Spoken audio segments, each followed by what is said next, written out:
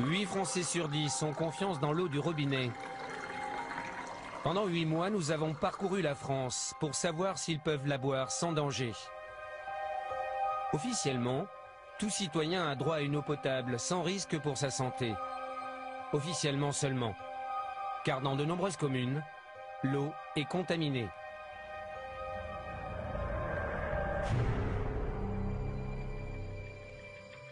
Partout en France, les distributeurs ajoutent de l'aluminium dans l'eau pour la rendre plus limpide. Parfois, en trop grande quantité. Maxi 2320 ? Vous vous rendez compte que la santé de ces gens-là est en danger? C'est incroyable. Vous avez envie, vous, d'avoir une maladie d'Alzheimer? Ben, pas moi. L'aluminium favoriserait la maladie d'Alzheimer. Près de 3 millions de Français ont bu au moins une fois de l'eau non conforme en aluminium. En Charente, à Eure-et-Loir ou en Seine-et-Marne, la population boit une eau interdite pour les femmes enceintes ou les jeunes enfants. On ne peut pas décemment continuer à ouvrir le robinet et avoir la pourriture qui nous sort du robinet. Il y a quelque chose qui est tout à fait intolérable. En 2008, 5 millions de Français ont consommé au moins une fois de l'eau non conforme en pesticides, malgré les risques de cancer. Dans d'autres régions, c'est le radon, un gaz hautement radioactif qui se diffuse dans l'eau du robinet. Il y a 255 000 becquerels par mètre cube. 255 000 becquerels par mètre cube, j'ai jamais vu ça nulle part. Les citoyens et les élus boivent une eau chargée en radon sans en être informés. On n'a jamais eu d'analyse de radon, en tout cas qui nous ont été communiqués, et on n'est absolument pas au courant de ces résultats. Le radon est cancérigène, mais la France ne mesure pas sa présence dans l'eau. Une nouvelle menace vient aussi d'être identifiée. Sans le savoir, les Français boivent une eau qui contient des médicaments. En Normandie, dans le centre, en Charente, en Île-de-France ou en Auvergne, nous avons recueilli les preuves de ces pollutions. Nous les avons présentées aux compagnies de l'eau. Enfin, c'est des trucs, ça ne doit pas sortir de la maison, ça. C'est pas des documents publics. Hein. Ce truc-là, là. Et vous avez quelqu'un en interne qui vous a donné ça. C'est pas des documents. Voilà, d'ailleurs, c'est un document interne. Nous avons aussi interpellé l'État, censé protéger notre santé. Est-ce qu'on peut couper l'émission? On coupe l'émission. Voilà, c'est tout. 40 millions de Français boivent régulièrement l'eau de leur robinet. Plongés à nos troubles dans ce produit alimentaire et ses poisons cachés.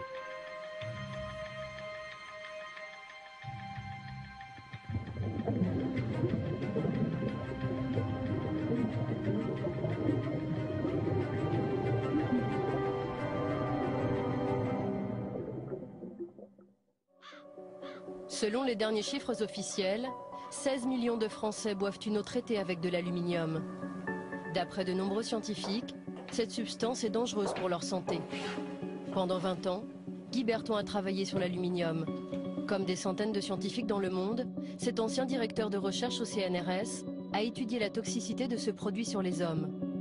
Voici les résultats d'une étude australienne sur les souris qu'il vient de recevoir.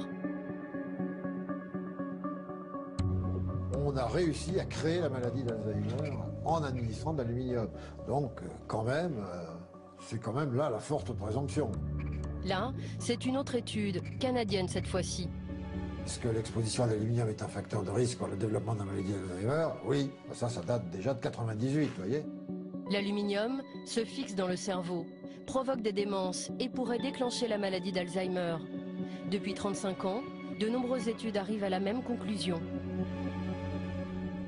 Les traces qui s'accumulent dans votre cerveau jour après jour, ce sont justement ces traces-là que vous allez trouver dans les cerveaux des gens qui sont atteints de maladie d'Alzheimer après 20, 30, 40, 50 ans d'exposition. Si la maladie d'Alzheimer est due à l'aluminium, c'est à partir de ces quantités infinitésimales déposées jour après jour.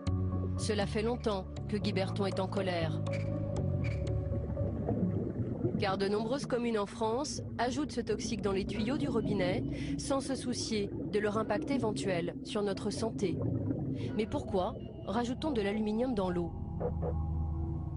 Tence, en Haute-Loire.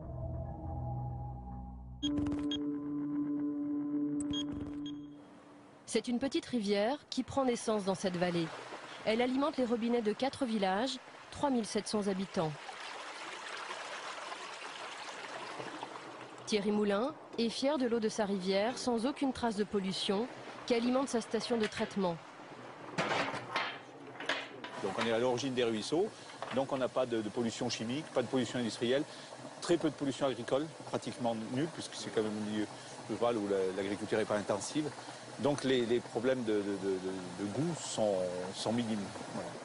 Le seul problème de cette eau saine, c'est au moment des intempéries. L'eau se charge en boue, elle devient trouble. Ça nous provoque une coloration de l'eau qui est très difficile à traiter, même après décantation et après filtration. L'eau peut être un peu colorée. Jaune, marron. Voilà, elle est colorée, légèrement jaune. Et les abonnés, évidemment, ne sont pas très heureux d'avoir une eau distribuée, donc colorée. C'est dans cette station de traitement qu'on rend l'eau plus limpide. Le principe, utilisé par Thierry Moulin et le président du syndicat des eaux, est le même depuis 30 ans. Ça s'appelle la floculation au sulfate d'aluminium. Voici le bac qui contient le produit chimique. Oui, on a 3200 litres et ça nous fait à peu près une année de fonctionnement. Voilà, si vous en mettez sur les doigts, ça vous rend les doigts un petit peu râpeux. Donc il y a quand même une agressivité du produit. L'aluminium est injecté dans l'eau et capte les particules de boue en suspension. Mais il est très difficile à doser. Alors donc on utilise cette pompe doseuse, donc. Oui. Il faut doser le plus juste possible pour avoir une floculation correcte et éviter des dépassements en aluminium. Chaque matin, l'employé de la station analyse la présence d'aluminium dans l'eau pour vérifier s'il n'y a pas de dépassement de la norme fixée par l'Europe, 200 microgrammes par litre. Voilà, on avoisine pratiquement les 100%, donc ça veut dire qu'en aluminium, on est à zéro, pratiquement zéro.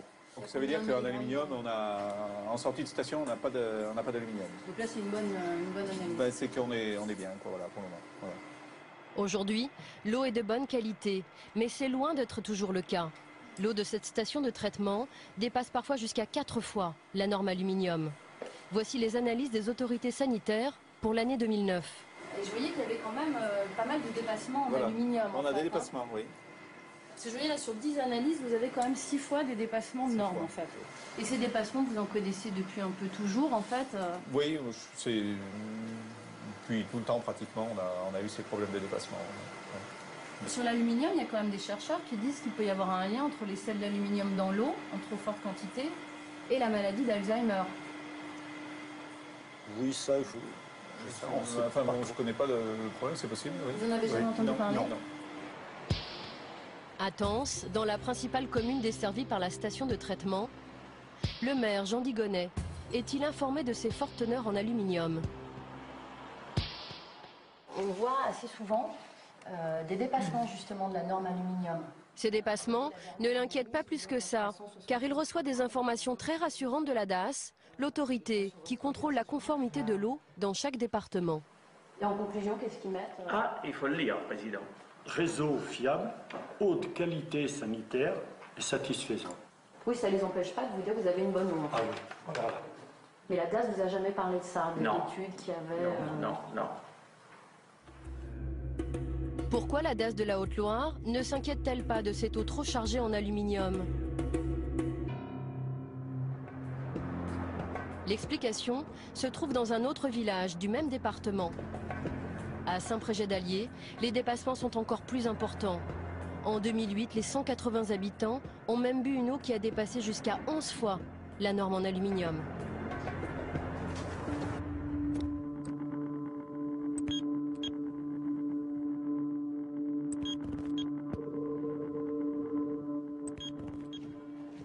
Pour l'ingénieur sanitaire de la DAS qui nous rejoint, ces chiffres ne sont pas alarmants. David Ravel va nous expliquer que l'aluminium est une référence et non une limite de qualité. En clair, la norme existe, mais on peut la dépasser. Un joli tour de passe-passe réglementaire. Donc là, par exemple, effectivement, on a 936 microgrammes par litre en aluminium. Et on conclut quand même eau d'alimentation conforme. Tout à fait. Alors pourquoi? Parce que le paramètre de conformité par rapport à de l'eau est apprécié au regard des limites de qualité. Il n'est pas apprécié au regard des références de qualité, tout simplement. Dans cette colonne à gauche, ce sont les limites de qualité. Quand les substances toxiques reconnues par l'État dépassent, l'eau est non conforme. Mais dans la colonne de droite, celle des références de qualité, lorsque l'aluminium dépasse la norme, l'eau est toujours conforme.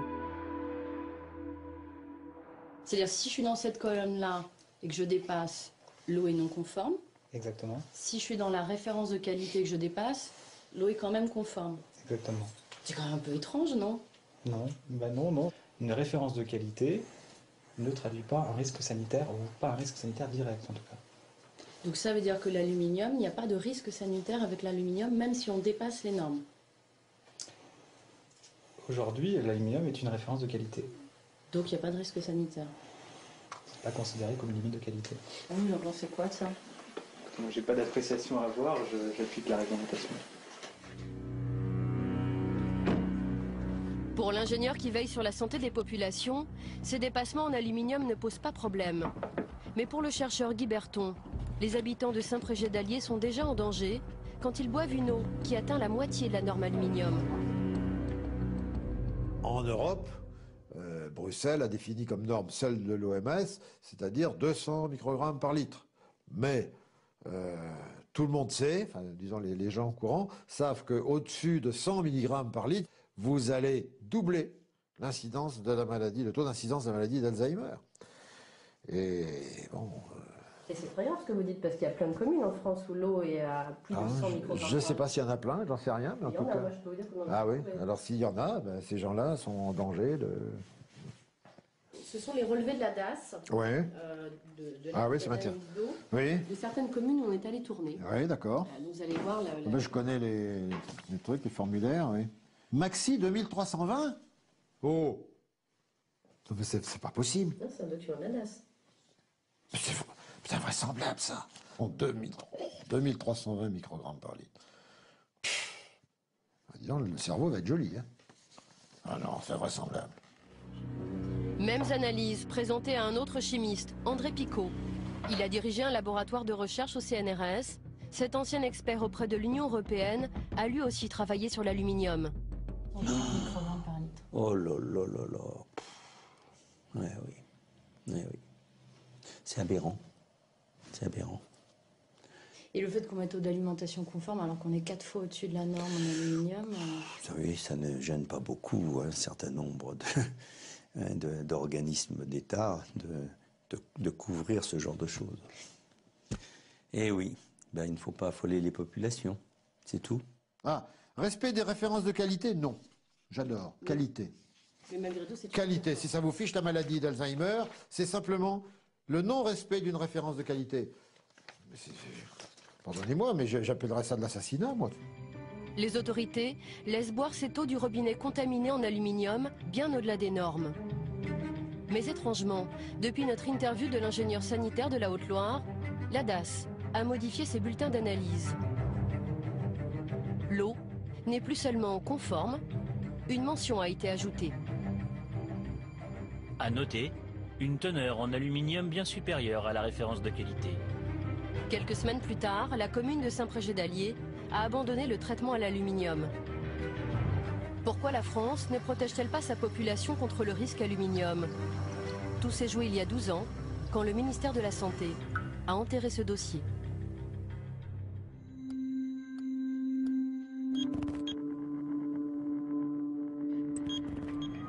En 1998, une équipe épidémiologique de Bordeaux travaille sur la maladie d'Alzheimer.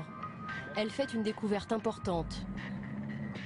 Une forte teneur en aluminium dans l'eau du robinet pourrait être un facteur de risque de la maladie d'Alzheimer. C'est Jean-François Dartigues qui a supervisé cette étude. Elle a été publiée par son équipe à l'INSERM, un institut de recherche qui dépend du ministère de la Santé. Ses conclusions étaient formelles. L'aluminium multiplierait par 2 le risque de la maladie d'Alzheimer. L'exposition à un taux d'aluminium dans l'eau d'adduction supérieur à 100 microgrammes par litre était associée à un risque majoré de maladie d'Alzheimer, un risque à peu près augmenté de 50%. 100 microgrammes par litre, c'est la moitié de la norme actuelle. Cette information fait l'effet d'une bombe et les gros titres de France Soir. Le 14 octobre 1998, ce journaliste publie l'information. Voilà l'article qu'on avait sorti à l'époque, donc avec les déclarations de Jean-François Dartigues et d'un certain nombre de scientifiques. Enfin bon, ça a été donc l'explosion immédiate.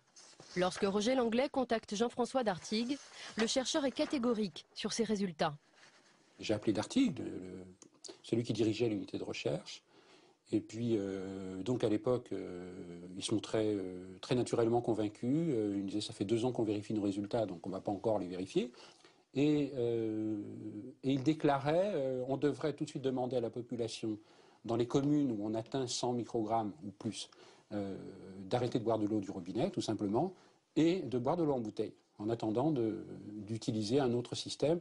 Et tout de suite, la préconisation, évidemment, de cesser de traiter l'eau du robinet avec de l'aluminium. Il vous dit ça à l'époque? Il me dit ça à l'époque, c'est vraiment très clair. Voilà. Il n'y a pas la moindre ambiguïté, il n'y a pas le moindre doute. Il n'en est plus au stade des doutes, il en est au stade des certitudes vérifiées. Le jour où François fait sa une, surprise. Une étude de l'INSERM de Bordeaux à prendre avec précaution. Elle établit un lien entre l'aluminium présent dans l'eau du robinet et puis la maladie d'Alzheimer. Jean-François Dartigues désamorce la bombe sur TF1. Le chercheur est soudain devenu très prudent. J'insiste sur le fait qu'il s'agit simplement d'une association statistique et qu'on ne peut pas, absolument pas conclure à une relation causale sur une seule étude. Pourquoi le scientifique a-t-il minimisé les conclusions de son étude? Le jour même, le chercheur Guy Berton était aux côtés de son collègue Jean-François Dartigues, juste avant qu'il n'accorde une interview à TF1.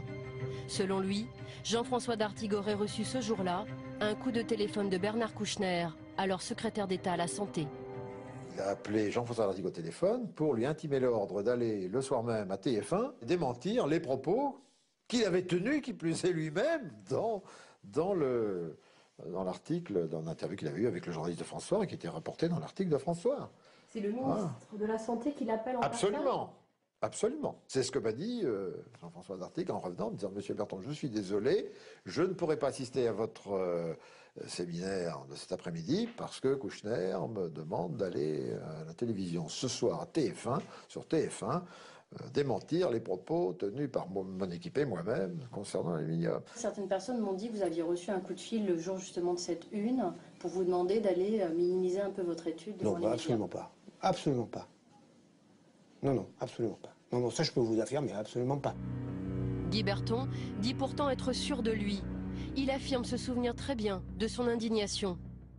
J'ai dit qu'il n'était pas le chercheur du ministre, ni du gouvernement français, mais qu'il était le chercheur de la totalité de la population française et même de la totalité de la population mondiale.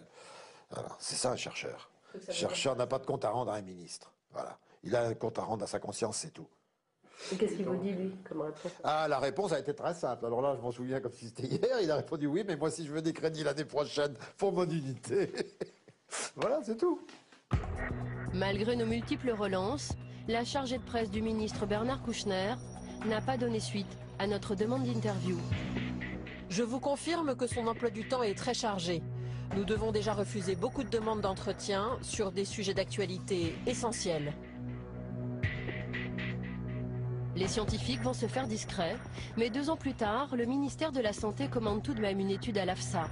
C'est l'organisme d'État qui veille sur la sécurité alimentaire des Français. En 2003, voici son rapport. 16 millions de Français boivent une eau traitée au sel d'aluminium. Près de 4 millions boivent même une eau qui dépasse la norme. Et pourtant, selon les experts de l'AFSA, il n'apparaît pas nécessaire de fixer pour les eaux une référence de qualité inférieure à 200 microgrammes par litre. Pour l'AFSA, l'affaire est réglée, on ne touche pas à la norme. Marie Favreau est directrice des risques sanitaires dans cet organisme. Aujourd'hui encore, elle est convaincue du bien fondé de cette décision. La référence de qualité qui est de 200 mg par litre d'aluminium, pour vous, est une bonne référence? Est une très bonne référence. Enfin, une très bonne. Est la référence de qualité. Ouais. Et alors, qu'est-ce que vous recommandez quand on dépasse la référence de qualité en aluminium? Alors, nous recommandons rien. L'AFSA ne recommande rien, même quand la norme est largement dépassée, comme à Saint-Prégé-d'Allier par exemple. Là, par exemple, vous voyez, c'est une commune de Haute-Loire, c'est une analyse qui date de 2009. Ils trouvent en aluminium 1230 microgrammes par litre. Donc on est quand même 6 fois au-delà des références de qualité. Alors est-ce que cette eau doit être consommée ou pas? Je vous redis pour la dernière fois, je veux dire peut-être encore une fois de façon à être plus claire, que le rôle de l'AFSA, c'est de fixer ces fameuses limites de qualité et de les donner aux gestionnaires. Voilà. Son rôle ne va pas plus loin et ne peut pas aller plus loin. Mais est-ce que vous avez établi des recommandations sur les dépassements? Est-ce qu'on doit consommer ou pas, en fait? C'est ça la question qu'on se pose. L'attaché de presse intervient. Sophie, je pense qu'on n'aborde pas les questions de la gestion. Ça, c'est le gestionnaire. Oui, mais c'est savoir quelles recommandations on a sur les dépassements de référence de qualité, en fait. Est-ce qu'il y a des recommandations ou pas qui existent, en fait? Est-ce qu'on peut couper l'émission? On coupe l'émission, voilà, c'est tout. Mais en fait, j'aimerais comprendre pourquoi. Moi, je vous demande juste... Je vous demande de couper l'émission. En 2007, 2 700 000 Français ont bu au moins une fois une eau au-dessus de la norme aluminium. Nous n'en saurons pas plus. Quelles sont les communes touchées par ces dépassements? Lors de notre enquête, nous avons trouvé quelques villes, et pas seulement des villages comme Saint-Prégé-d'Allier et Tence, où la norme officielle est ponctuellement dépassée. Montbéliard, 26 000 habitants, juste au-dessus de la norme. Saint-Chamond, 35 000 habitants, également au-dessus de la norme. Saint-Brieuc, 46 000 habitants, plus de 4 fois la norme. Saint-Nazaire, 71 000 habitants, plus de 2 fois la norme. Ou encore Saint-Étienne, 175 000 habitants, là aussi, plus de 2 fois la norme. Et pourtant, il existe une solution pour se passer d'aluminium et rendre l'eau limpide, sans aucun danger pour la santé. En France, les habitants d'une grande ville peuvent boire l'eau du robinet en toute tranquillité. Cette grande ville, c'est Paris. Depuis plus de 30 ans, la mairie a proscrit l'aluminium. C'est ici, en banlieue sud parisienne, qu'Eau de Paris traite les eaux de la Seine, distribuées au robinet des Parisiens. Cette eau est parfois boueuse et Bénédicte Velté, directrice adjointe de la qualité, nous montre l'autre procédé qu'on peut utiliser pour la clarifier. Alors qu'est-ce que c'est ça? Alors ça c'est du chlorure ferrique, c'est un réactif qu'on ajoute à l'eau pour faire la coagulation de l'eau, c'est-à-dire éliminer les particules qui sont en suspension dans l'eau. Et le chlorure ferrique c'est donc totalement inoffensif pour l'être humain? Ah oui, le chlorure ferrique est complètement inoffensif pour l'être humain. Ici, on utilise le chlorure ferrique parce que la ville de Paris avait souhaité avoir une teneur en aluminium excessivement faible dans l'eau du robinet. Et donc, Haute-Paris ne peut pas utiliser les sels d'aluminium afin de respecter en permanence une teneur en aluminium très très basse dans l'eau du robinet de Paris.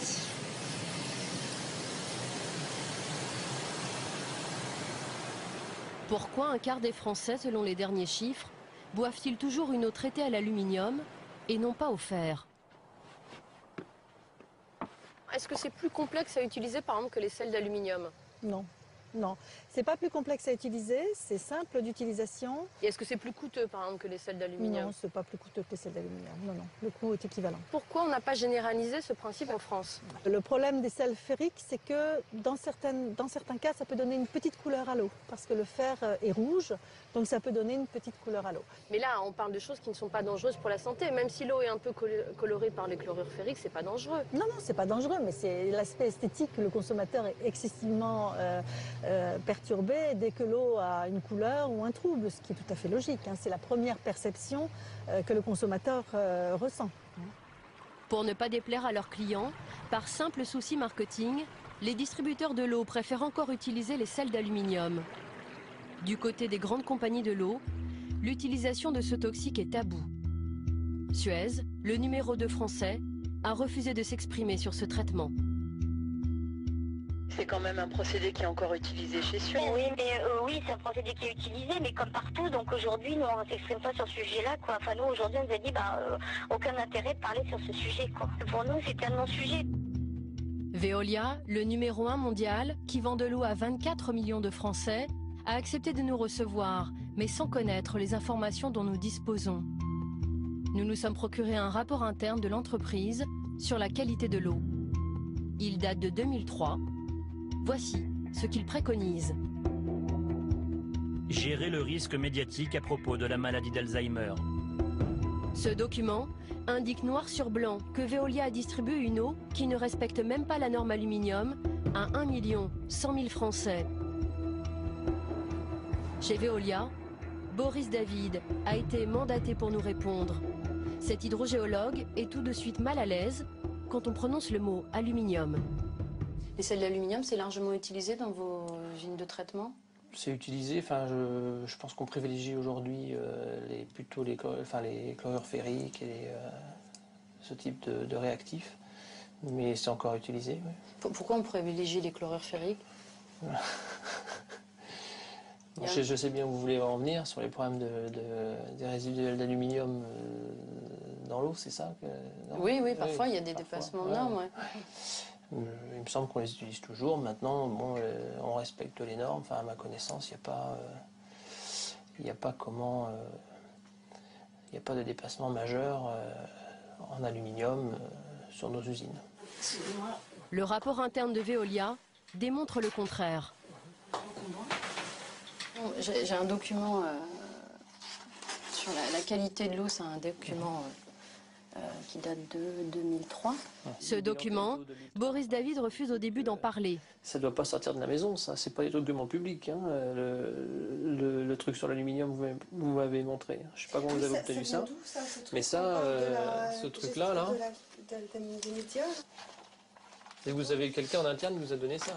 C'est pas des documents. Voilà, d'ailleurs, c'est un document interne. J'ai celui de 2009, si vous voulez, on peut regarder. Ah bah oui, ça peut être intéressant, ouais, si vous l'avez. À contre-cœur, Veolia nous livre le nombre de personnes qui ont encore bu en 2009 de l'eau qui dépasse régulièrement la norme aluminium. Je ne sais pas où vous avez ce document-là. Hein. Enfin, moi, ça m'inquiète de savoir qu'ils sont en circulation. Et sur la répartition nationale, globale, vous avez combien de personnes encore? Là, on en a global 106 900. Donc il y a encore 106 000 personnes qui ont des problèmes de qualité d'eau sur l'aluminium. Voilà. Tu veux faire des plans ou pas du document? Si je peux,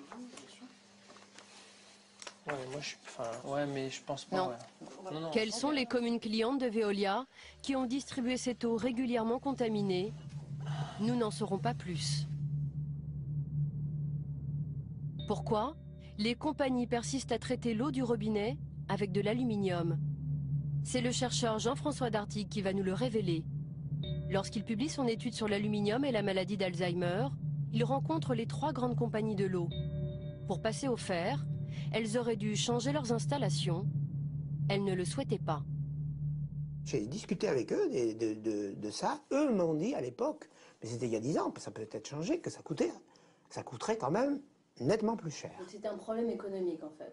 Il y a un problème économique derrière. Je pense que ça coûterait plus cher. Ça veut dire aussi que l'économie est passée devant la santé. Non, parce que je crois que on va pas dire c'est un problème. La santé est aussi un problème économique, si vous voulez. Il faut faire des choix. Qu'est-ce que vous voulez dire par il faut faire des choix? Il faut choisir. Est-ce qu'on choisit la santé des enfants? Est-ce qu'on choisit la santé des... Ou est-ce qu'on choisit la santé des vieux? On fait bien un choix. Donc l'aluminium et les personnes âgées, c'était pas forcément la priorité? Ça me paraît pas la priorité. Et même encore. 10 ans après l'étude épidémiologique française sur les facteurs de risque de la maladie d'Alzheimer, l'aluminium n'est toujours pas une priorité pour l'État. Le ministère de la Santé ne recense pas les communes concernées par ce procédé. Pour d'autres polluants, l'État a l'obligation de protéger toute la population. Ce sont les nitrates et les pesticides. Pour ces polluants agricoles, la réglementation est formelle. Pas question de dépasser les normes. Pourtant, 5 millions de Français ont bu en 2008, au moins une fois, des pesticides. Et les autorités le leur cachent trop souvent.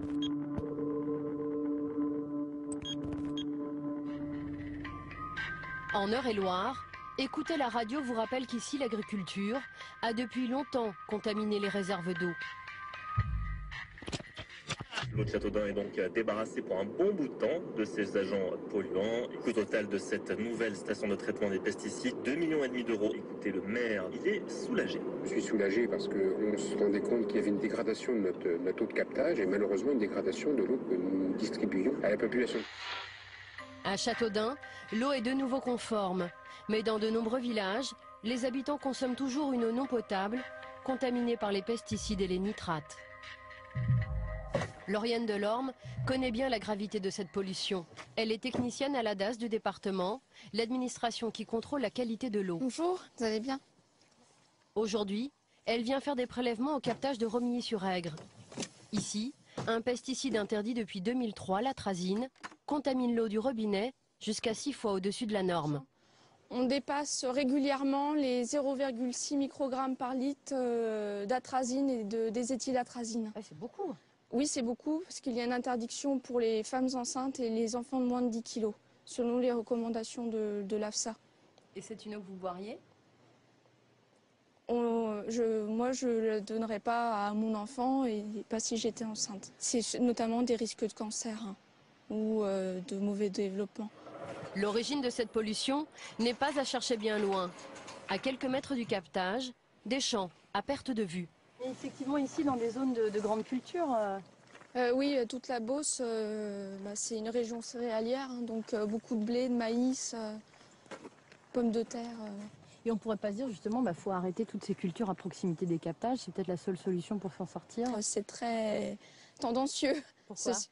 Parce que de demander aux agriculteurs d'arrêter tout traitement pesticides, eux vous répondront oui, mais nos rendements vont tellement baisser que la production ne sera pas possible, ne sera pas rentable et on ne pourra pas vivre.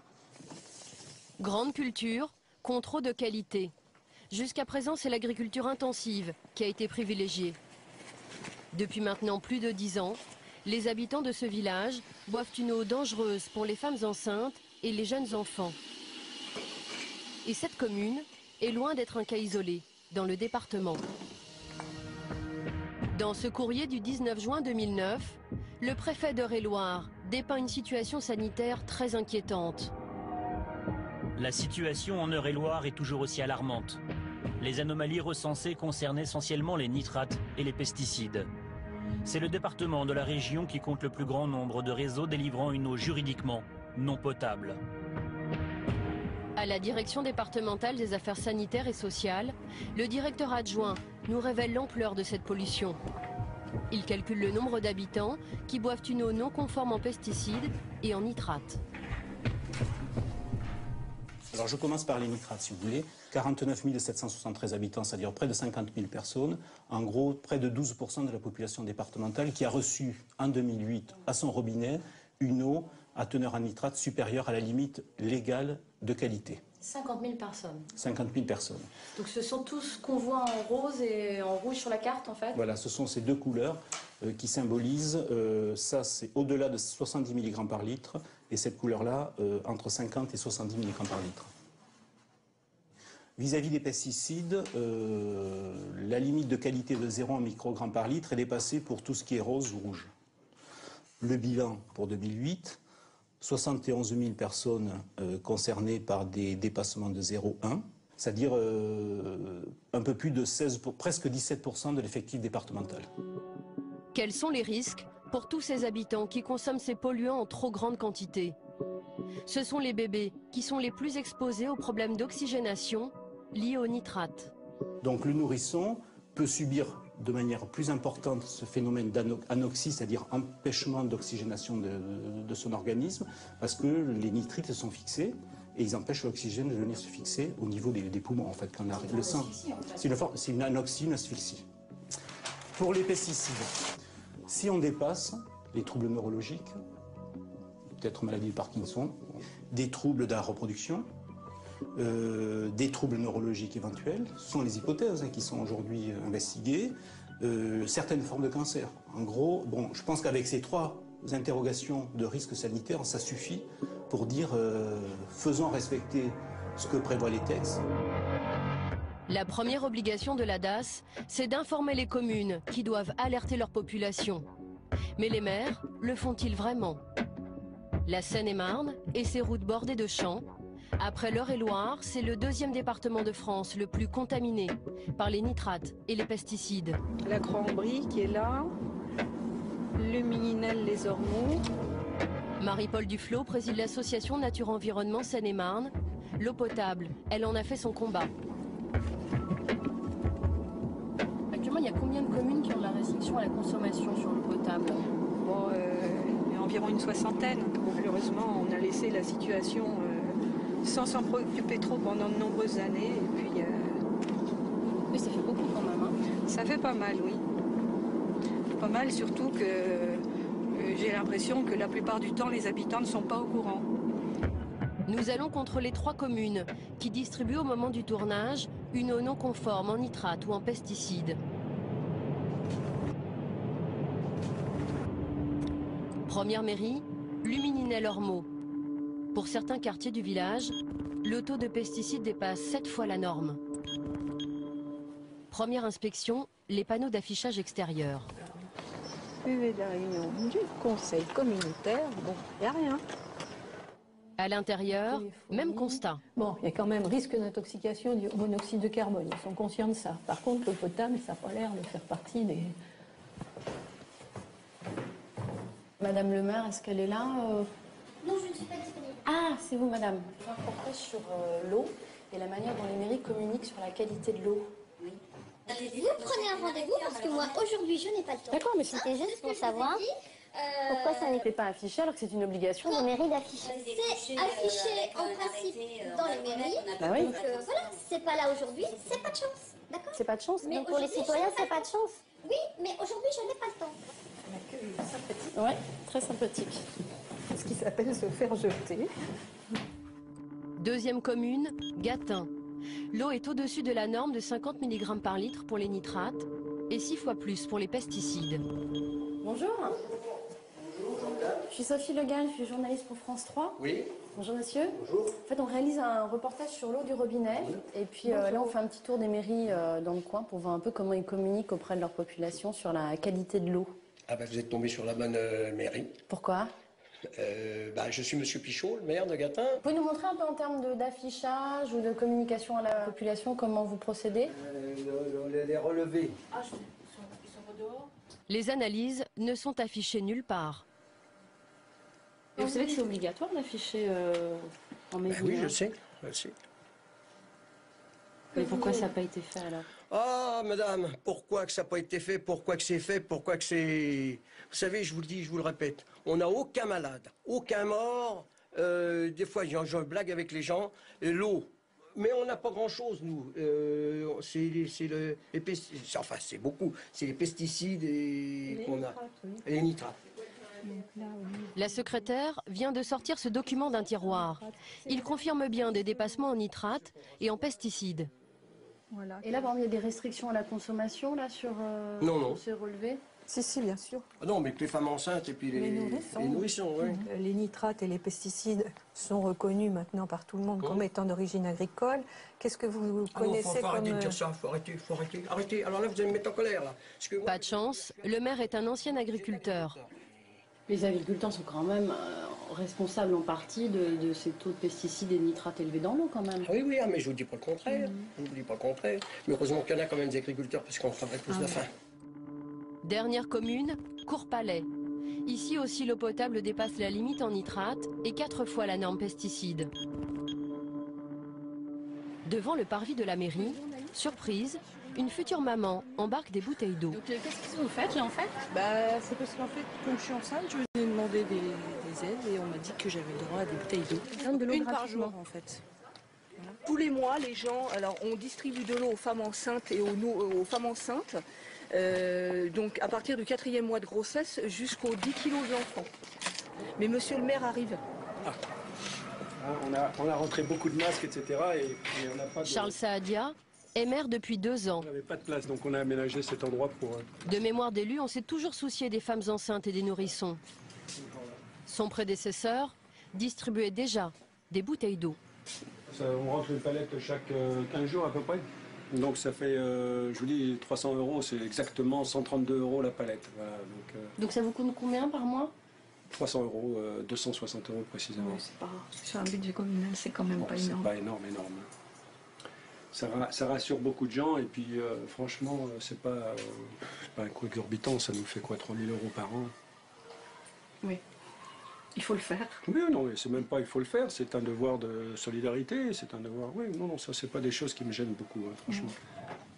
En tout, sur les 5 communes testées lors du tournage, une seule informe sa population et protège les femmes enceintes et les nourrissons. Voilà. Au revoir, bonne continuation. Au revoir, monsieur. Au revoir.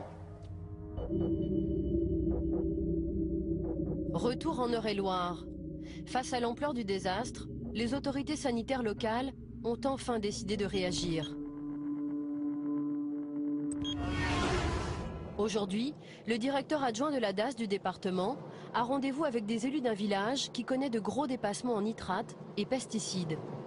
Jean-Claude Guéral a imaginé un nouveau moyen pour faire pression sur les maires. Tant que l'eau ne sera pas potable, ils ne pourront plus construire de lotissements.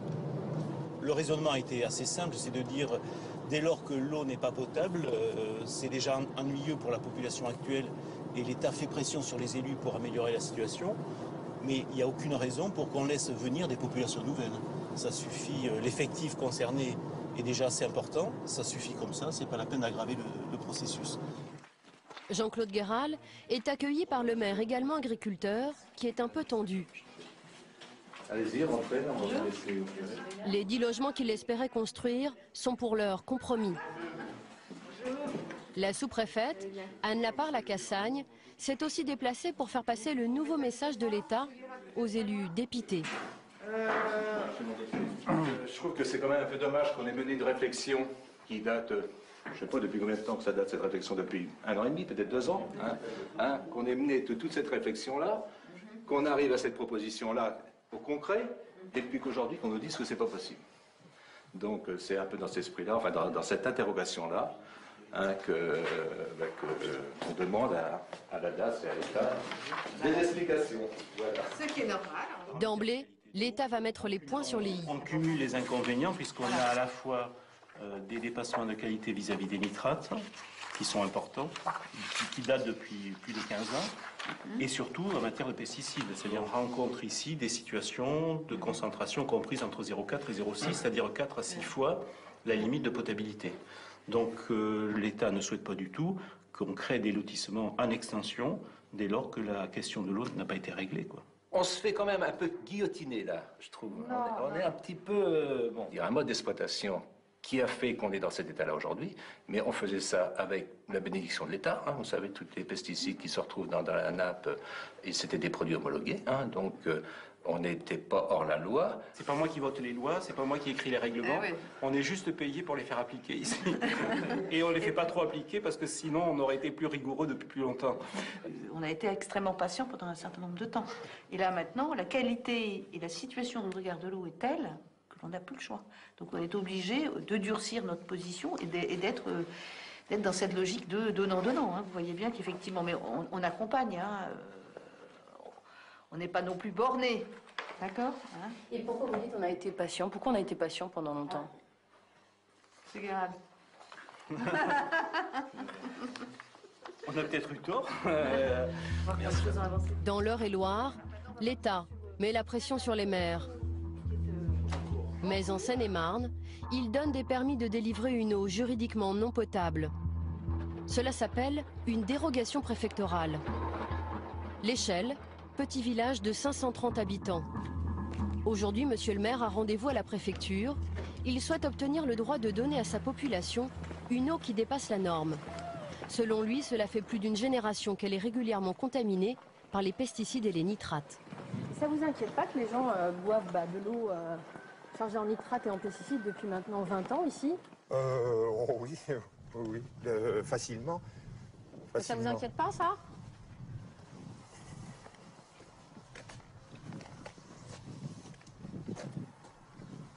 Je sais pas. Je sais pas quoi vous répondre là, mais c'est vrai que bon, c'est des années et des années que c'est comme ça. Pour décrocher une dérogation de 3 ans, les maires doivent s'engager à régler leur pollution de l'eau. Mais la commune d'Edmond-Caluzny a déjà obtenu une première dérogation et rien n'a été fait. Pendant la première dérogation, non, il n'y a pas eu de travaux de fait parce que il y a plusieurs communes concernées et puis c'était beaucoup de discussions pour pouvoir élaborer ce projet. Donc c'était pas tellement concret, si vous voulez.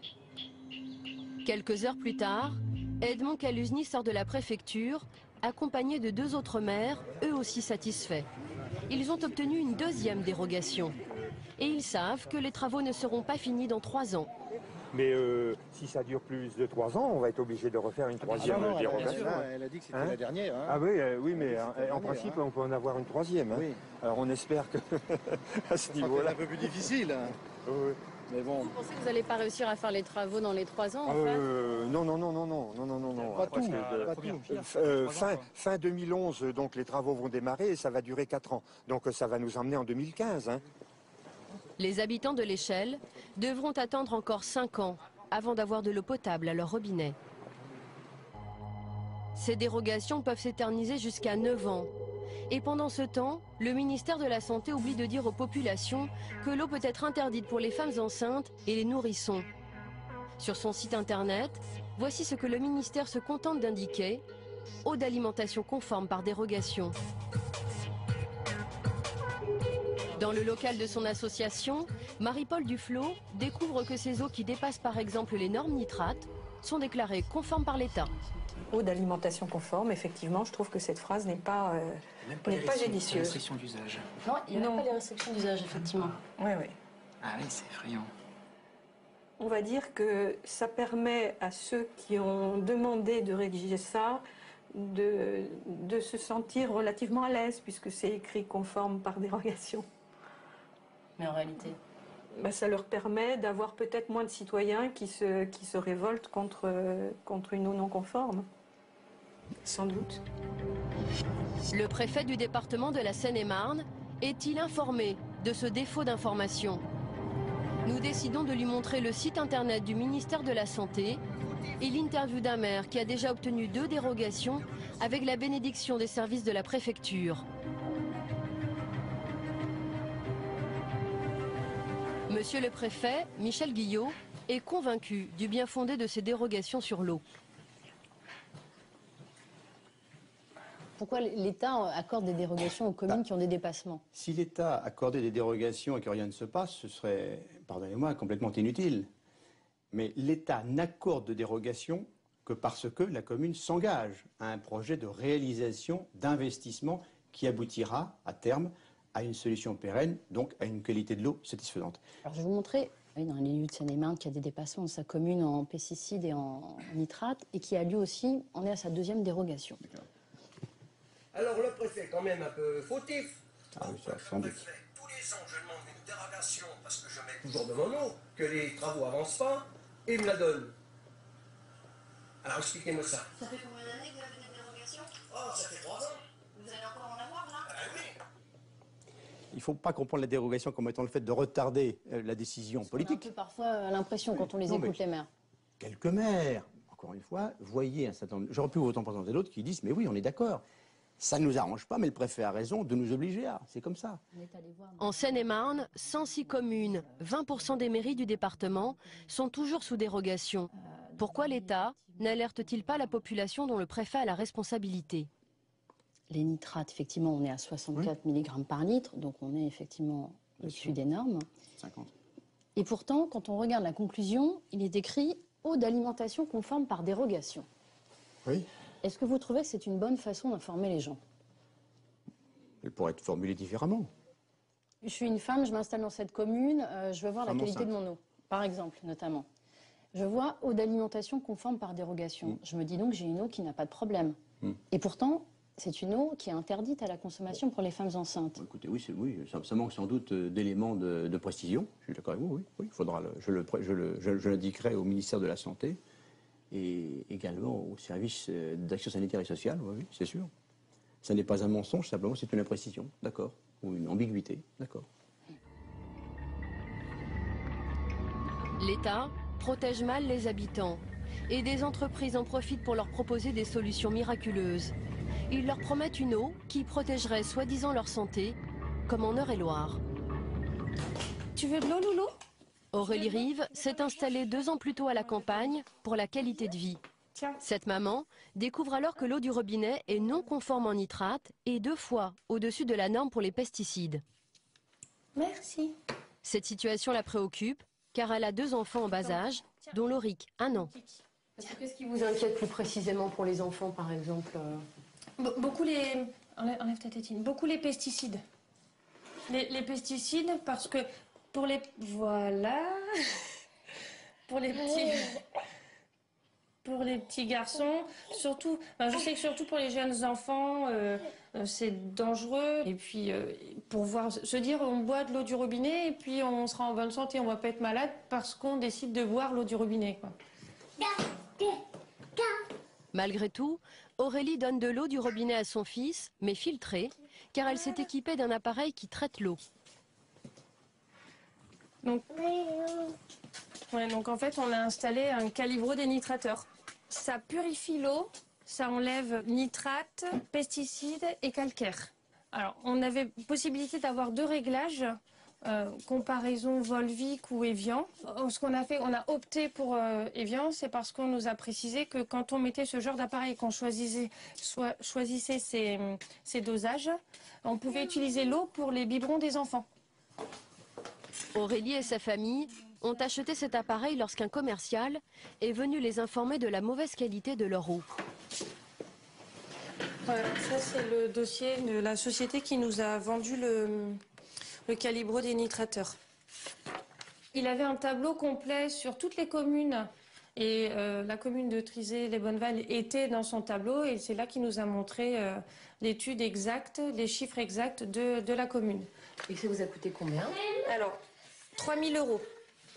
3 000 €. 3 000 €. Oui. C'est quand même un sacré investissement, 3 000 €. Gros budget qu'on a financé, nous, par un petit crédit sur quelques années. Mais oui, effectivement, c'est un bon gros budget. Cette entreprise qui démarche les particuliers en leur garantissant une eau de qualité, tient-elle ses promesses? Nous avons fait analyser l'eau du calibrodénitrateur. Le taux de nitrate a un peu baissé, mais à 40 mg par litre, l'eau est déconseillée pour les nourrissons par la plupart des pédiatres. Pour les pesticides, l'appareil ne retient rien, l'eau est tout bonnement non conforme. Nous prenons rendez-vous chez Aurélie avec la société Fabre, qui n'est pas informée des résultats de nos analyses. Qui est installé en garage. L'un des responsables de l'entreprise va d'abord nous vanter les mérites de son appareil, censé supprimer les pesticides et la quasi-totalité des nitrates. On va garder à peu près 10%, en moyenne selon les réseaux, environ 10% de ce qui est contenu au départ. Donc là, ici, on est autour de 60 mg par litre. Donc on va être en dessous de 10 mg par litre de nitrate. Et au niveau des pesticides, ça retient les pesticides Alors, également? Nous avons du charbon actif à l'intérieur de cette cartouche qui a la faculté d'enlever les pesticides. On est à 0,18 microgrammes par litre, donc le calibrodénitrateur peut traiter. Pas de chance pour l'entreprise, nos analyses démentent totalement ces belles paroles.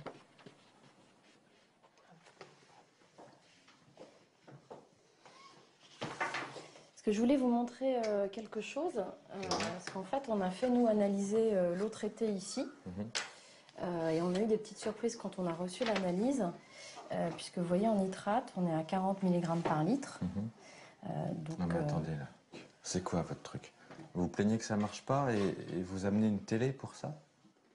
Nous, on a fait des analyses sans savoir ce qu'on avait trouvé. Non, mais là, je peux pas vous répondre comme ça. Parce que vous nous disiez qu'on devait tomber en dessous de 10 à peu près. Là, on est à 40. C'est obligatoire de tomber en dessous de 10 sur un appareil bien réglé, bien entretenu, qui fonctionne comme il faut. Et pourtant, on est à 40. Oui. Donc, c'est que ça marche pas. C'est que ça marche pas suffisamment bien. Je suis entièrement d'accord. L'eau est non conforme aux yeux de la loi. Cette eau-là est non conforme. Ça, c'est les pesticides, ça? Voilà. Ce que vous non, il voyez n'y a là, pas de conclusion. Ce que vous voyez là, c'est l'atrazine. Aurélie découvre elle aussi les résultats et la mauvaise qualité de l'eau qu'elle donne à ses enfants. Et si vous voulez, la norme en France, c'est 0,1. Donc, on est au-dessus de la norme. D'accord. Madame Rive, quand vous voyez ça, ça vous satisfait? Non. Moi, ce qui m'embête surtout, c'est les nitrates, parce que je donne l'eau. On est arrivé ici, mon bébé avait 6 mois, et le commercial nous avait bien expliqué qu'il y avait un agrément qui a été délivré, qu'on pouvait mettre l'eau dans l'eau des biberons. Aurélie paye 2 fois pour une eau contaminée. Une première fois pour un appareil qui ne marche pas, une seconde fois à sa commune qui distribue une eau juridiquement non potable. Mais les communes ne sont pas les seules à vendre de l'eau au-delà des normes. Les grandes compagnies de l'eau aussi. Voici par exemple les analyses de 5 communes de la Seine-et-Marne sous dérogation préfectorale qui dépassent les normes nitrates ou pesticides. C'est Veolia, le numéro 1 mondial, qui commercialise cette eau. Ce géant de la distribution contrôle pourtant tous les jours la qualité de son produit. Ça commence par la saveur. Voici ce que les laborantines doivent détecter dans l'eau. Donc moisi, hydrocarbures, terre, chlore et pharmaceutique. Chaque matin, elle goûte les eaux de la région parisienne, comme on déguste un bon vin.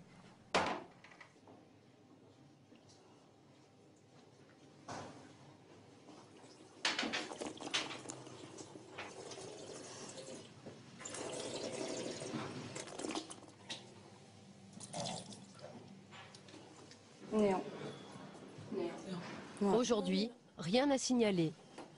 Et est-ce qu'on peut détecter comme ça, par exemple, la présence des nitrates ou des pesticides? Non. Non, on ne peut pas. Là, c'est vraiment juste... c'est une analyse sensorielle, donc du coup, on ne peut pas savoir réellement ce qu'il peut y avoir dans l'eau. On peut juste déterminer effectivement s'il y a une odeur ou une saveur, mais pas plus. C'est-à-dire qu'on peut avoir une eau finalement qui a un bon goût mais qui est de mauvaise qualité ou inversement. Voilà. Bactériologiquement aussi, des fois, elles sont bonnes en saveur, mais pas bactériologiquement, et vice-versa. Le goût n'a donc rien à voir avec la qualité sanitaire de l'eau. François Enguéhart dirige ce laboratoire de Veolia où sont analysées les propriétés bactériologiques ou chimiques de l'eau du robinet. Voilà, bon, peut-être on va commencer ici. Donc, au centre d'analyse environnementale, on analyse environ 200 000 échantillons tous les ans. On ne verra pas d'atrazine, mais... Ici, on analyse notamment l'atrazine, ce pesticide qui contamine le plus souvent l'eau du robinet. Quand vous trouvez régulièrement, par exemple, de l'atrazine ou un autre pesticide dans une eau, Oui. qu'est-ce que vous faites? Alors nous, on est laboratoire, donc nous, on l'analyse et on le dit à l'exploitant. Après, ce qui est possible de faire, effectivement, ça va être de mettre en place un traitement complémentaire sur l'usine. Mais de nombreuses communes, approvisionnées par Veolia, n'ont pas d'usine de traitement. Nous avons mis le doigt sur un dossier sensible. Aussitôt, le chercheur le signale à son directeur et au service de presse. On va poser des questions sur est-ce qu'il y a des villes où il y a de l'atrazine, tout ça. Est-ce qu'il y a des collectivités où il y a de l'atrazine. T'en prends un dedans? Non. C'est la vérité, moi. Non, j'ai de la com et de la bref, vous commencez à nous parler de vérité, alors on est dans la merde. Pourquoi Veolia distribue une eau trop chargée en nitrate ou en pesticides à certains de ses abonnés? L'hydrogéologue Boris David va d'abord tenter de le minimiser. Il y a des communes en France dont vous occupez où on voit quand même des dépassements réguliers en pesticides ou en nitrates depuis plusieurs années. Comment ça se fait que le problème n'ait pas été traité? Des communes, oui, enfin, les pesticides en général, je pense que maintenant on le maîtrise bien, on a des filières de traitement. Oui, mais il y a des communes rurales où parfois on voit le problème depuis 10 ans par exemple. Ça fait 10 ans que ça dure, 10 ans que les gens consomment une eau avec des taux de pesticides au-delà de la norme ou des taux de nitrate au-delà des normes. Mais oui, enfin, vous pouvez me dire lesquels? Oui, je peux vous montrer, ouais. Attendez, excusez-moi, un grand combat. C'est là que vous avez interviewé ce monsieur, là, c'est ça? En Normandie? Non, c'est en Seine-et-Marne, par exemple. Vous voyez, alors, ce sont des petites communes, mais par exemple, vous voyez là, Gâtin, vous voyez, donc c'est Veolia. Voilà, en nitrate, on est à plus de 60. En pesticides, on est à 0,72 microgrammes, donc on est 7 fois au-delà de la norme. On a ça dans plusieurs communes, par exemple de Seine-et-Marne, Marmaillé-Saint-Brice, l'Échelle, Luminy-les-Ormeaux, les Ormeaux, Bochery-Saint-Martin. Et effectivement, dans certaines communes, ça dure depuis plus de 10 ans. Toutes celles qui sont là, ça fait plus de 10 ans. Ok. Je ne connais pas ces situations précises, mais je vous dis, dans ces cas-là, on essaye de les inciter à gérer les pollutions en amont. Si le maire ne veut pas faire, nous n'avons pas beaucoup de levier d'action. Donc ça veut dire que parfois la raison économique passe devant la santé, par exemple. Oui, on peut le voir comme ça. Ouais. Les travaux incombent aux mairies, mais d'autres compagnies de l'eau ont été condamnées pour avoir vendu une eau non conforme. En Charente, une poignée de citoyens a réussi à faire condamner un géant de l'eau.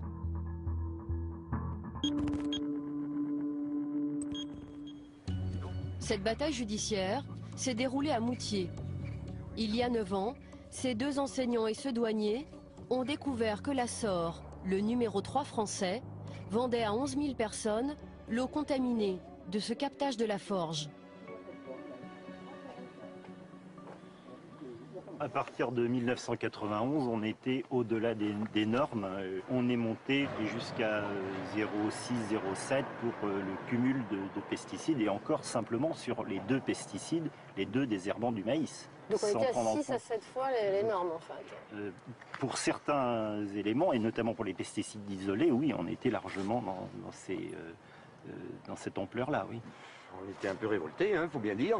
On s'est dit c'est quand même pas croyable qu'on n'ait pas été informé d'une part, et puis il faut faire quelque chose, quoi. Bon, alors cette espèce de merta qu'il y a là-dessus, quoi. C'est une merta. Pour attaquer la SOR, il a d'abord fallu faire la preuve de la contamination. Pour nos citoyens, ce fut la chasse aux bulletins d'analyse, qui sont pourtant des données publiques. Dans certains cas, ça a été relativement facile parce qu'on a pu les avoir dans des archives municipales. Et puis dans d'autres cas, on s'est heurté à un refus des syndicats des eaux de nous transmettre ces éléments parce qu'ils savaient, enfin en tout cas ils craignaient qu'on donne suite, une suite judiciaire à notre action. Après 12 ans de contamination, la source d'eau polluée a enfin été abandonnée. Et dans ma commune, maintenant, tout est réglé. Depuis 7 ans, Jean-Pierre Bellefaille fait à nouveau ce geste simple, ouvrir son robinet pour se faire un café. Mais Jean-Pierre et ses amis ont également voulu obtenir réparation auprès de la compagnie de l'eau. La preuve elle-même, ça a été une de nos difficultés, c'était effectivement de justifier auprès du tribunal de l'achat de bouteilles d'eau. Comment faire la question, voilà. Alors, si on anticipe sur ces problèmes, il faut garder ces notes d'achat et le mieux, c'est d'obtenir des factures de ces fournisseurs d'eau, mais ce que personne ne fait, aucun particulier ne fait. Ils ont donc calculé par foyer le nombre de bouteilles d'eau consommées au prix le plus bas du marché. Il y a 2 ans, ils ont enfin obtenu gain de cause. Le tribunal condamne la société SOR à payer à M. Roux la somme de 4 560 €. Et donc au total, on a obtenu pour 11 familles qui étaient impliquées dans notre action, 32 575 € et 96 centimes. Voilà, donc ce qui était pour nous une grande satisfaction, parce qu'il est vrai qu'on nous a pris de haut pendant très longtemps, on nous a pris pour des rigolos. Pour nous, c'est quand même une très belle victoire. Cette belle bataille, seules 11 familles sur 11 000 habitants l'ont menée. Pourtant, près de 5 millions de Français ont bu au moins une fois en 2008 une eau qui ne respecte pas la norme pesticide. Il existe un toxique bien plus inquiétant. C'est le radon, un gaz hautement radioactif. Nous avons découvert sa présence dans l'eau potable grâce à des scientifiques spécialistes de la radioactivité. Nous les avons suivis en février 2010, en pleine enquête, dans le Limousin.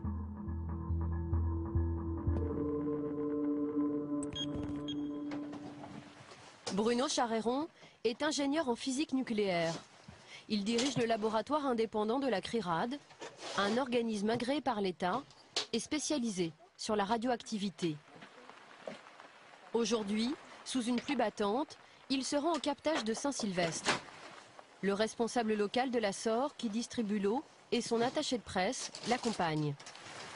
L'ingénieur de la CRIRAD va rechercher la présence du radon, un gaz radioactif dégagé par les sols granitiques et présent dans l'eau. C'est moi qui vous ouvrirai la porte, par contre, si c'est possible. Donc là, vous n'entrez pas dedans tant qu'on n'a pas fait la vérification. La première mesure du radon dans l'air du captage va lui prendre 10 minutes. En attendant, Bruno Charéron explique les risques de ce gaz aux responsables de la source. Ça crée des lésions dans l'ADN qui sont réparées dans la majorité des cas par notre système immunitaire, mais à force d'en recevoir, le taux de réparation fautif augmente et donc à terme, ces cellules peuvent être mutées, peuvent être folles, peuvent être donc aboutir à des cancers ça peut être 10 ans, 20 ans, 30 ans après. Donc c'est pas parce que c'est naturel que c'est bon. Premier résultat, première surprise.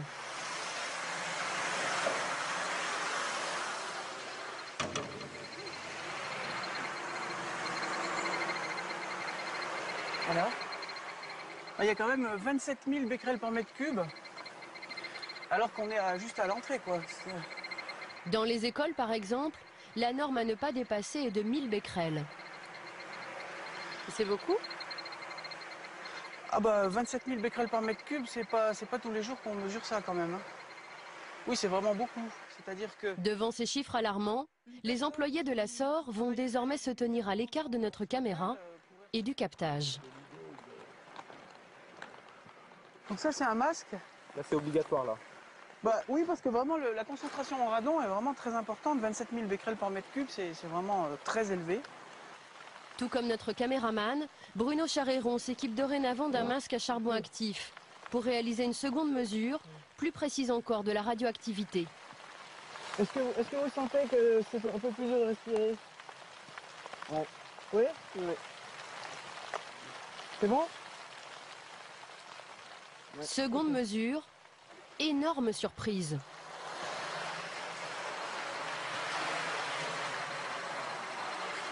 Voilà. Là, cette fois, il y a 255 000 becquerels par mètre cube. Ah, on a carrément encore monté là. Ouais. Et 255 000, vous aviez déjà vu des chiffres pareils sur des captages d'eau? Ah, moi, 255 000 becquerels par mètre cube, j'ai jamais vu ça nulle part. De toute votre carrière professionnelle? Depuis 17 ans que je fais des mesures, j'ai jamais vu ça. Donc je veux dire, c'est peut-être pas la peine. Enfin, si vous filmez, bon, on a un masque avec une cartouche à charbon actif qui piège le radon, mais c'est pas la peine d'y rester trop longtemps. Cette radioactivité élevée, le responsable du captage la découvre. Manifestement, le radon n'est pas mesuré par la SOR. Vous avez jamais eu de résultat de mesure de radon dans l'eau? Jamais, non. De la part de la DAS ou... Ouais. Jamais. La radioactivité de l'eau du captage se retrouve-t-elle au robinet des habitants de Saint-Sylvestre?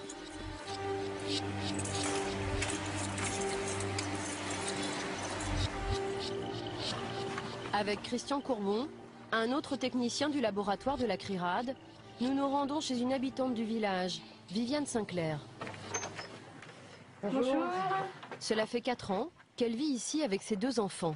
C'est pour une analyse d'eau, c'est bien ça? Je pense 1 litre là pour avoir suffisamment de masse. Christian Courbon prélève 5 litres d'eau pour faire une première mesure au radiamètre.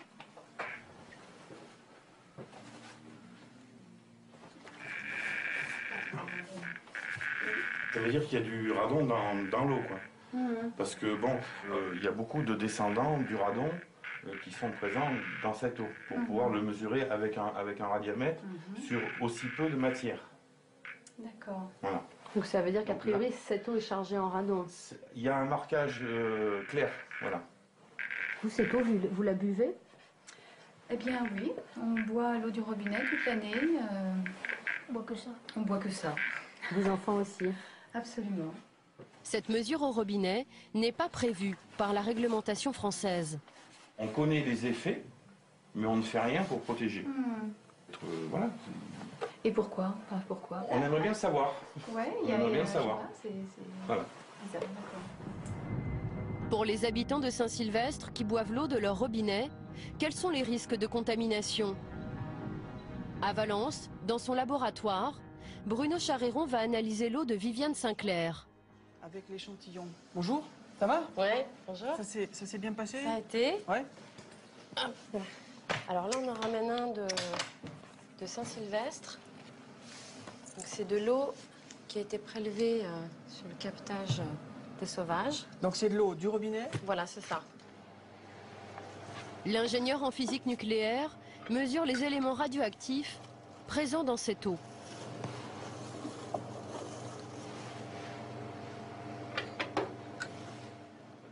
Et voici ce qu'il trouve en radon. On a une activité en radon de 312 becquerels par litre. Donc ça fait une dose sur l'année, si on prend les coefficients des Nations Unies, pour 2 litres par jour pour un adulte, ça fait plus de 2 millisieverts par an. Et pour un très jeune enfant, un nourrisson, qui consomme 33 centilitres par jour, ça fait 3 millisieverts par an. En clair, cette eau devrait être interdite à la consommation. 3 millisieverts, c'est 30 fois plus que la limite de radioactivité pour l'eau potable. Il y a une irradiation interne d'un certain nombre d'organes en fonction du trajet du radon dans le corps. Donc ça va concerner aussi bien l'estomac, les reins, le foie. Une partie du radon peut même atteindre la moelle osseuse. Pourquoi cette eau radioactive est-elle malgré tout distribuée? Tout simplement parce que la réglementation française fait l'impasse sur la radioactivité du radon. Les analyses réglementaires qui sont demandées pour les eaux potables comprennent un certain nombre de contrôles, sauf le radon 222, c'est-à-dire ces pics-là, qui sont pourtant dans beaucoup d'échantillons d'eau souterraine, en particulier dans les régions granitiques, qui sont les principaux contributeurs à l'irradiation des personnes qui vont boire cette eau. En avril 2010, le laboratoire a écrit à la ministre de la Santé. Il a demandé que la France mette en place une norme sur le radon dans l'eau, comme le recommande la Commission européenne depuis 2001. En Haute-Vienne, nous allons découvrir que les autorités sanitaires n'ignorent pas la présence du radon à la sortie du robinet. Jean Jaouen, ingénieur sanitaire à la DAS, va d'abord se montrer rassurant. Il présente une des analyses que ses services ont réalisées à Saint-Sylvestre. L'eau est potable? L'eau est potable et répond aux normes et aux exigences de qualité. Pourtant, en regardant de près ce document, l'eau du robinet contient de l'uranium, du radium et du polonium. Leur radioactivité dépasse la limite de 0,1 millisieverts imposée par les autorités européennes. Ah, c'est quand même supérieur alors à la norme? Oui, c'est supérieur, mais c'est compris entre 0,1 et 0,3 millisieverts.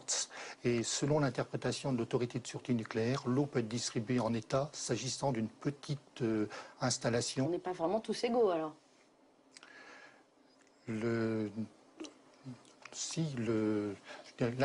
On n'est pas forcément... Non, les valeurs telles qu'elles sont examinées actuellement le sont faites. Je dirais que l'interprétation reste la même pour tout le monde en France au regard des valeurs qui sont obtenues. Un jargon administratif pour justifier une radioactivité dans l'eau potable supérieure à la norme édictée par l'Europe. Pas de traces de radon sur cette analyse. Pourtant, la DAS a réalisé à Saint-Sylvestre des mesures et trouvé les mêmes teneurs que la CRIRAD. Des mesures jusque-là restées confidentielles. Est-ce que vous, ce sont des teneurs qui vous ont inquiété quand vous les avez découvertes? Oui, c'est-à-dire qu'il est évident que lorsqu'on a trouvé ces valeurs, on s'est interrogé sur leur impact et on les a transmis à l'autorité de sûreté nucléaire et dans un deuxième temps à l'Organisation mondiale de la santé. C'était il y a combien de temps que vous avez envoyé ces documents? Ça fera bientôt 1 an pour l'autorité de sûreté nucléaire et 4-5 mois pour l'Organisation mondiale de la santé. Ah oui, donc ils ont eu le temps de vous répondre. D'accord. Jean Jaouen attend toujours sa réponse. Est-ce qu'il y a d'autres communes qui ont des teneurs en radon élevés? Oui, il y a quelques autres communes. Et c'est possible de nous dire lesquelles? De mémoire, comme ça, je ne les sais pas, non. Ou éventuellement de nous montrer une liste des communes que vous avez analysées? Oui. Oui, c'est possible? Oui. Très bien. Oui. Vous pouvez nous le montrer? 100 communes ont été analysées.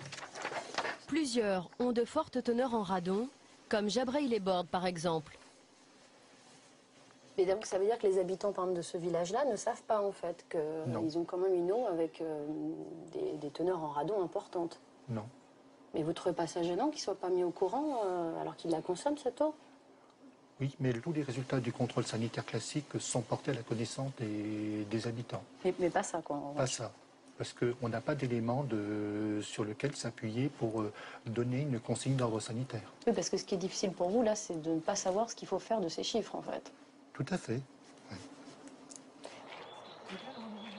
Avec le directeur du laboratoire de la CRIRAD, nous sommes allés à la rencontre de cette commune qui présente des taux très élevés en radon.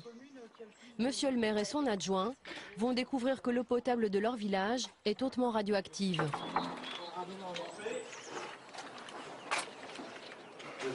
Alors, ce que je voulais simplement vous montrer, ce sont des analyses qu'on a récupérées en fait à la DAS de Haute-Vienne, qui concernent en fait le radon. Ce sont les autres communes ici. D'accord, donc on fait partie des communes enfoncées, si je comprends bien. Oui, effectivement, on fait partie des communes où il y a un taux de radon très important. D'accord.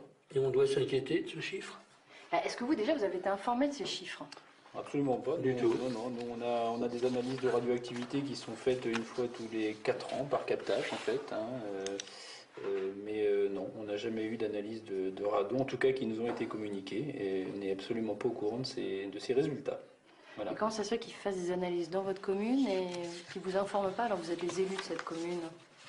Bah écoutez, c'est pas à nous qu'il faut poser cette question. Oui. Je pense que c'est plutôt à eux, effectivement. Moi je trouve ça un petit peu curieux. C'est vrai que c'est curieux. L'eau atteint parfois 1300 becquerels. Pour la Commission européenne, il ne faudrait plus boire l'eau du robinet au-delà de 1000 becquerels. Et pour Bruno Charéron, avec 50 fois moins de radon, les habitants sont déjà en danger.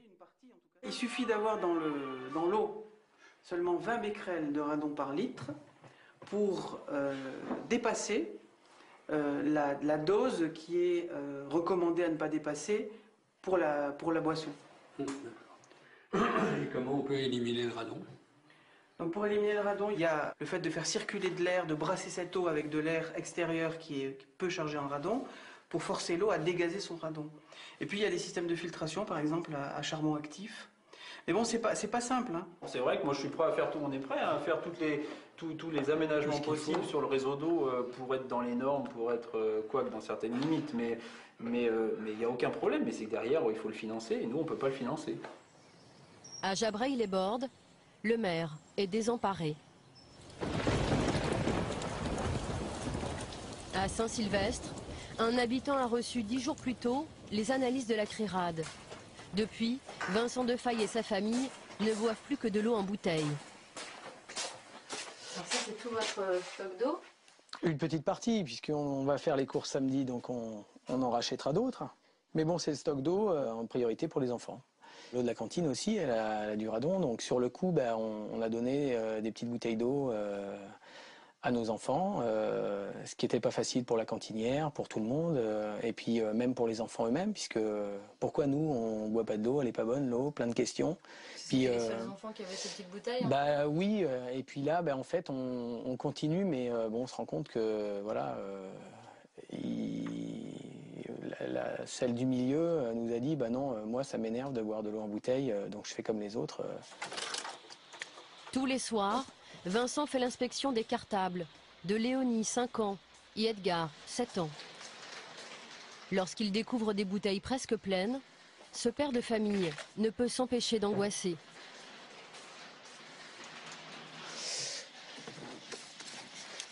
Voilà, par exemple, Edgar, il a sa petite bouteille. On se pose la question aussi, quand ils n'ont pas bu, est-ce qu'ils ont bu? Donc, et c'est encore pire s'ils boivent pas que si, enfin bon, c'est horrible. Et, après, voilà, donc on préfère. Il y a des moments où je me dis, buvez quand même de l'eau, mais si vous pensez à votre bouteille d'eau, buvez de l'eau. Voilà, moi je suis un habitant qui sait pas vraiment quoi faire, quoi. Combien d'habitants de la Haute-Vienne boivent une eau chargée en radon? D'après les documents que nous nous sommes procurés, au moins 16 communes délivrent une eau du robinet très radioactive. Pour les autres départements, aucune analyse officielle n'est disponible. Le laboratoire de la CRIRAD poursuit ses recherches. Il s'intéresse à présent à l'Ardèche, le Puy-de-Dôme et la Loire.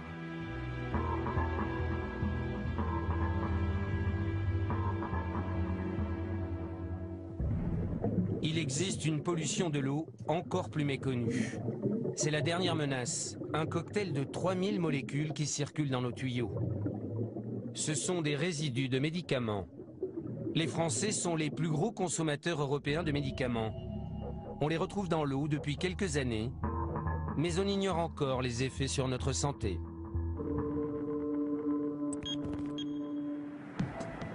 C'est une partie de pêche un peu particulière qui se joue sur les bords de la Seine, non loin de Rouen. Ici, les pêcheurs de Gardon travaillent pour la science. Christophe Minier étudie l'impact des médicaments sur les poissons. Oh là là, ça c'est de la bête. Cet écotoxicologue de l'Université du Havre s'intéresse surtout aux hormones féminines, comme la pilule contraceptive, très présente dans la Seine. Les personnes prennent la pilule, la métabolisent, l'éliminent via les urines, elle se retrouve dans les stations d'épuration. L'un n'est pas totalement éliminé et finalement dans le milieu. Ça se retrouve comme ça dans la Seine Dans la Seine, dans nos poissons. C'est un mâle. Ces chercheurs s'intéressent surtout aux mâles et à leurs testicules. Voilà les deux testicules du gardon que je viens de prélever et qu'on va analyser. Ce qu'on a pu constater, nous, c'est que justement certaines protéines qui sont normalement exclusivement femelles, eh bien on les trouve dans le plasma des mâles. Ce qui montre une féminisation d'une population d'individus mâles. Les poissons se féminisent, en partie à cause des hormones féminines. Un peu partout dans le monde, les scientifiques font le même constat. Gardons, moules ou goujons pourraient être menacés de disparition. Si on se réfère à d'autres études qui ont été menées, mais cette fois-ci dans des milieux particuliers, dans des milieux fermés, dans des lacs, eh bien, les Canadiens ont pu publier qu'en contaminant pendant 3 ans avec uniquement la pilule contraceptive avec des niveaux qui sont comparables aux nôtres, eh bien, en 7 ans après, la population a disparu. La féminisation des poissons ne se voit pas à l'œil nu. Depuis 13 ans, Christophe Minier observe leurs testicules au microscope. En 1998, en disséquant un chevenne, il est tombé sur un spécimen inquiétant. J'ai une image assez extraordinaire parce qu'on voit un testicule ou une partie d'un testicule de chevenne ici, qui est apparemment plutôt normal. Ce qui est très très particulier, c'est que sur ce testicule est en train de se développer un ovaire. Et on voit typiquement là au grossissement que c'est vraiment des tissus connectés et que c'est bien un ovaire qui est, avec ses différents ovocytes ici, qui est en train de se développer sur le testicule. Dans certains fleuves ou rivières, ces mâles qui se féminisent sont loin d'être une exception. Nous, dans les sites pollués, on a de 4 à 40% de poissons intersexués. C'est beaucoup. C'est beaucoup. Les Anglais ont eu des sites jusqu'à 100% intersexués. Nos rivières et nos fleuves ne charrient pas que des hormones. Ils sont devenus une pharmacie à ciel ouvert. Le docteur Joël Spirou a remonté le fil de l'eau.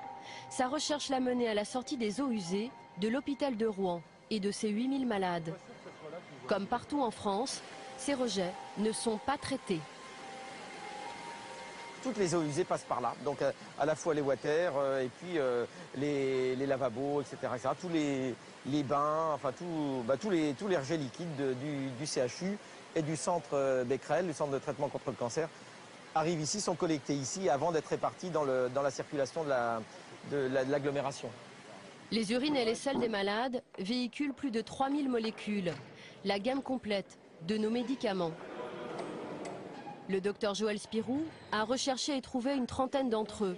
Des antiépileptiques, des antidépresseurs, des laxatifs ou encore des antidouleurs que la pharmacie centrale délivre tous les jours à ses patients. Donc ici par exemple, vous avez de l'Emla patch par exemple. C'est quoi ça? Donc ça c'est un antidouleur en fait qu'on pose en patch avant de faire des injections éventuellement. Là, vous avez du spasmo injectable.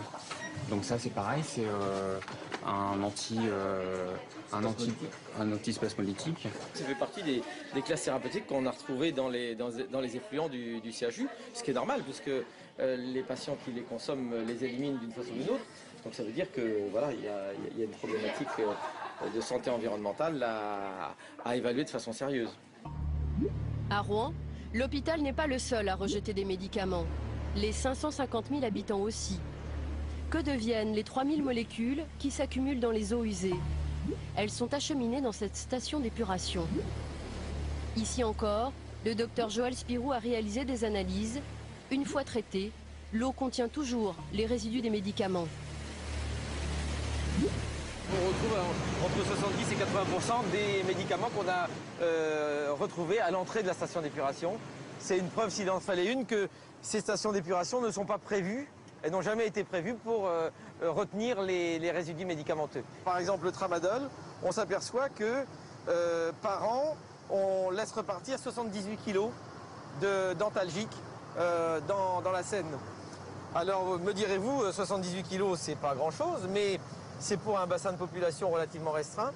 Et pour une seule molécule. Et pour une seule molécule, et si on rapportait ça à toute la France, ça peut être colossal. Et le plus soucieux, c'est qu'on ne sait pas le devenir de cette molécule dans l'environnement. Tous les ans, la station de Rouen rejette des milliers de kilos de médicaments dans la Seine pour 30 molécules analysées seulement. Et l'eau de la Seine, comme les autres fleuves de France, alimente nos robinets. Cela commence à préoccuper les autorités. Depuis octobre 2009, des scientifiques collectent à Nancy des échantillons d'eau en provenance des 4 coins de la France. Ils travaillent pour l'AFSA, l'agence de l'État qui surveille notre sécurité alimentaire. C'est près de 600 points de prélèvement qui arrivent ici au laboratoire, qui viennent de tous les départements français. On a environ entre 2 et 5 points de prélèvement par département.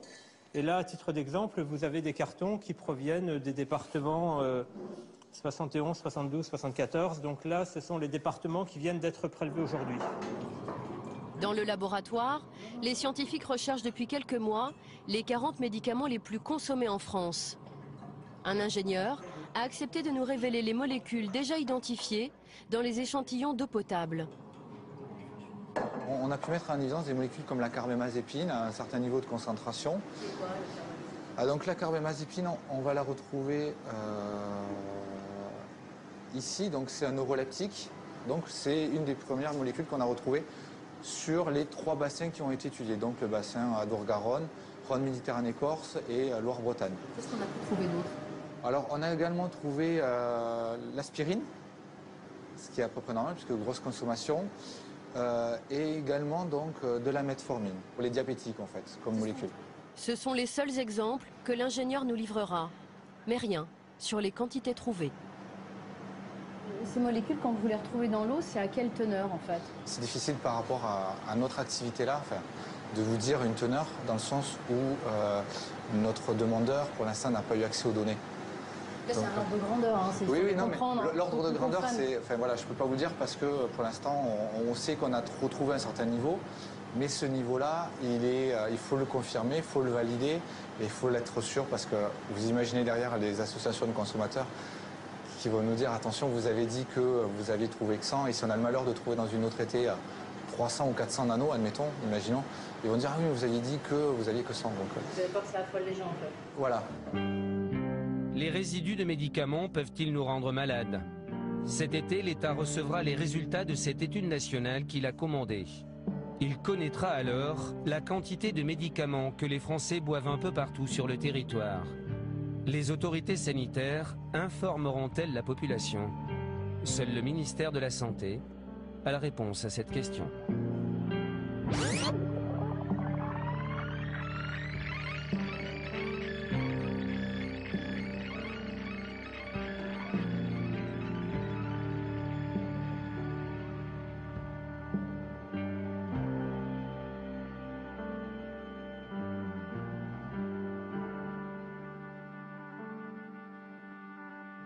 Thank you.